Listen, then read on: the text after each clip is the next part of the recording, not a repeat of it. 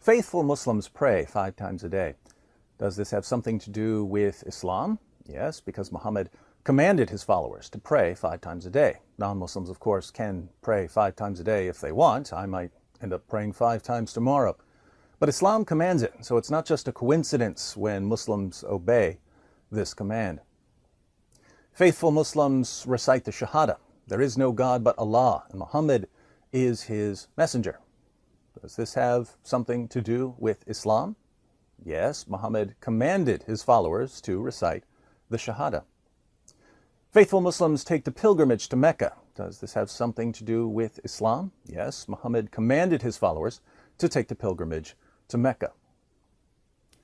The Islamic State just released a video showing a group of Yazidis converting to Islam in order to avoid being put to death. Here's a clip. ثم بعد ذلك تكونون مسلمين إخوة لنا عليكم واجبات ولكم حقوق. الآن تقولون مثل ما أقول أشهد أن لا إله إلا الله وأشهد أن محمدا عبده ورسوله. Do these forced conversions have something to do with Islam? Politicians, the media, and Muslim organizations like CARE and ISNA say no. But what does Muhammad say?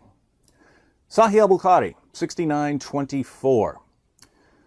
Allah's messenger said, I have been ordered to fight the people till they say, La ilaha illallah, there is no God but Allah. And whoever said, La ilaha illallah, Allah will save his property and his life from me.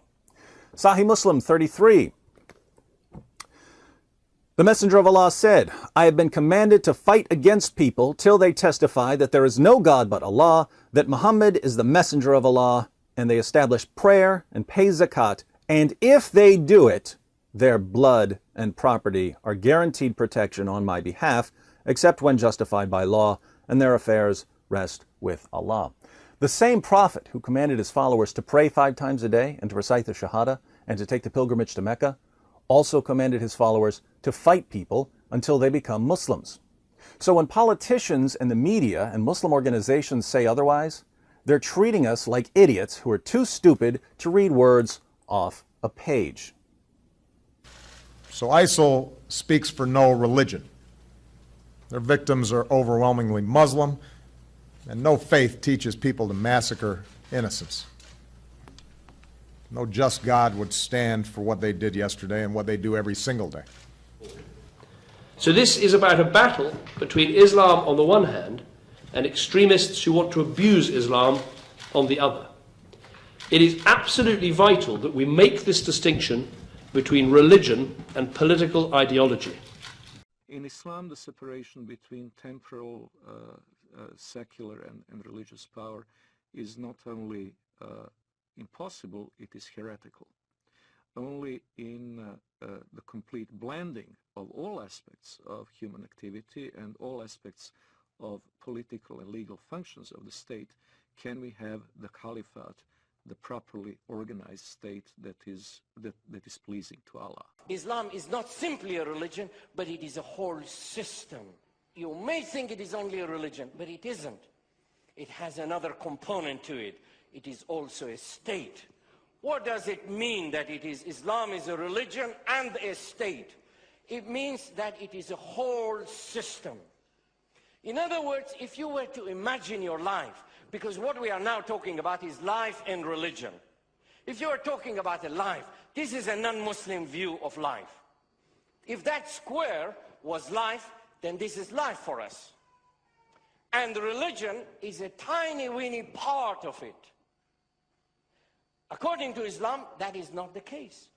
According to Islam, this box, the same box, becomes a whole religious system. And life, as you see it, is a tiny part of it. It means that this life, you eat, you drink, you sleep, you have business, there are governments, there are laws, it is all controlled by this religious system. So Islam is not simply a religion. It is a whole encompassing system.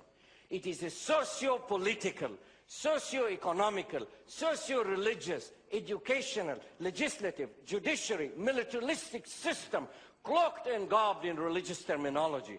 It is a whole thing. Everything that a Muslim does is according to this system.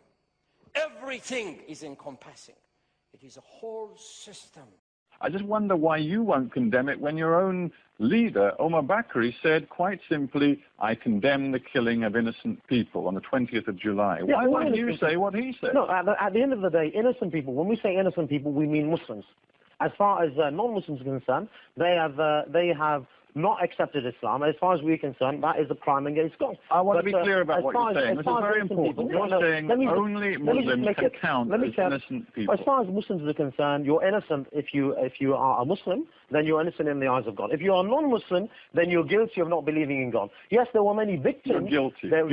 Are you seriously suggesting that everybody on those tube trains and on that bus in London on July the 7th was in some way a legitimate target? You don't allow me to answer the question fully, Stephen. You're never going to get to the bottom of it. Let me begin by saying, as a Muslim, you must have allegiance where the Sharia says that you have allegiance. You must hate and love for the sake of Allah. You must praise and dispraise for what the Sharia says, you praise and dispraise. So as a Muslim, I must support my Muslim brothers and sisters, wherever they are in the world. I must have allegiance with them. I must cooperate with them. I must love them. And similarly, on the other hand, I must have hatred towards everything which is non-Islam. You know what? I'm trying not to interrupt you too much, but I still don't feel you have addressed my question. Were the people on the underground trains and on the bus legitimate targets because they were not Muslim? I'm coming on to your point.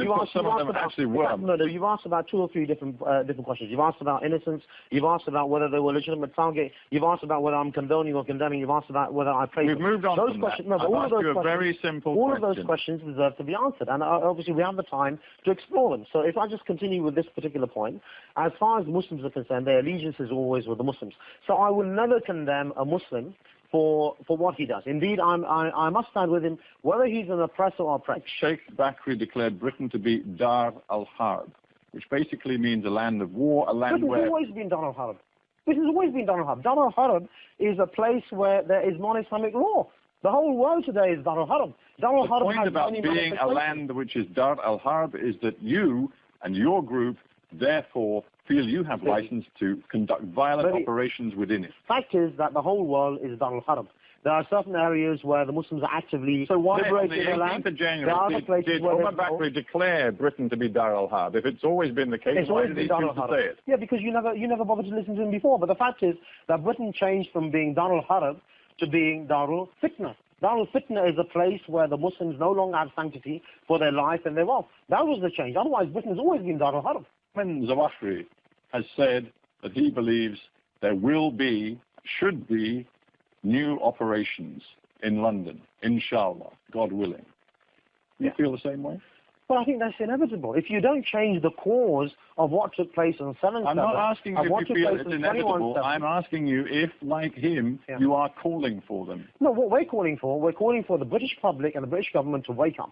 Withdraw your forces from I'm asking you not to talk about the British government. I'm asking you to give me your opinion on Al-Qaeda's leaders' new calls for attacks in the United Kingdom and in London. That's his call, isn't it? So obviously... So I'm asking you, will you condemn it?